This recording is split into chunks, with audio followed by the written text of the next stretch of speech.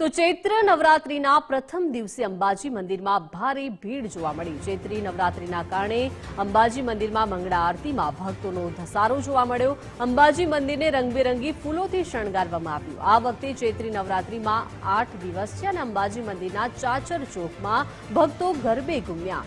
સિદ્ધિ વિનાયક મંદિર અને શિવ મંદિરમાં મંગળા આરતી થઈ। અમે અંબાજી માતાના દર્શન કરવા માટે આવીએ છીએ। અહીંયા દર્શન કરી અને ધન્યતા અનુભવીએ છીએ। અહીંયા આવીને બહુ આનંદ થાય છે માતાજીના દર્શન કરીને। અને ચૈત્ર માસ નવરાત્રિમાં પ્રથમ દિવસે બહુ ભીડ હોય છે અને માતાજીના દર્શન કરી અમે ધન્ય થયા છીએ।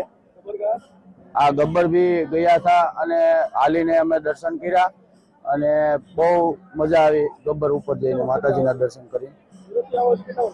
સુરત થી લગભગ 10 વર્ષથી કન્ટિન્યુ હર સાલ અમે આવીએ છીએ। આજથી ચૈત્રી નવરાત્રીનો પ્રારંભ થયો છે। ગુજરાતના સૌથી મોટા શક્તિપીઠ અંબાજી મંદિરની વાત કરવામાં તો જોઈ શકો છો અંબાજી મંદિરની અંદર ચાચર ચોકમાં ભીડ જોવા મળી રહી છે અને મોટી સંખ્યાની અંદર ભક્તો માના દર્શન કરવા માટે આવતા હોય છે, માની આરાધના કરવા માટે આવતા હોય છે।